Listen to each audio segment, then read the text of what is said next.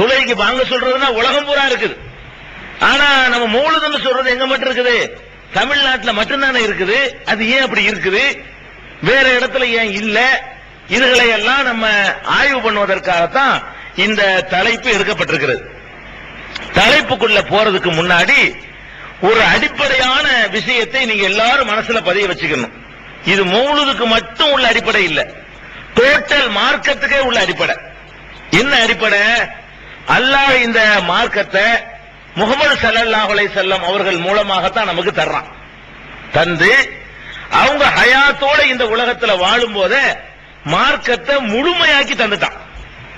இந்த மார்க்கத்துல ஒரு 90% கொடுத்துட்டு 10% பின்னாடி வர்றவங்க பாத்துக்கிறங்கன்னு விடல.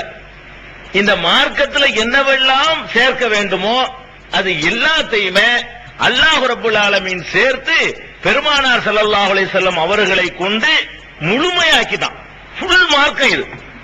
இத நான் சொல்லல, அல்லாஹ் அப்படிதான் குர்ஆன்ல சொல்றான். நானா சொல்லல இத. அல் யௌம அக்மல்து லக்கும் தீனக்கும் வ அத்மம்து அலைக்கும் நிஅமதி வ ரலீது லக்குமுல் இஸ்லாம தீனா. இன்றைய தினம் உங்களுடைய தீனை, மார்க்கத்தை நான் முழுமையாக்கி விட்டேன். அக்மல்து லக்கும் தீனக்கும், உங்களுடைய தீன நான் முழுமையாக்கி விட்டேன். அப்ப அல்லாஹ்வுடைய தீன் முழுமையாயிடுச்சு. முழுமைக்கு என்ன அர்த்தம்? ஒரு கோரையில தண்ணீர் இருக்குது, முக்காவாசி இருந்தா இன்னும் கொஞ்சம் கால்வாசி ஊத்தலாம். 100 மில்லி கிளாஸ்ல 75 மில்லி தண்ணி இருக்குன்னு வைங்க, அதுல ஒரு 25 மில்லி என்னமாவது ஊத்தலாம். 100 மில்லி கிளாஸ் நிறைஞ்சிருக்குன்னு வைங்க, அதுல ஏதாவது சேர்க்க முடியுமா? சேர்க்க முடியாது. முழுமை ஆயிடுச்சுன்னு சொன்னா மறுபடியும் சேர்க்க கூடாது, சேர்க்க முடியாது.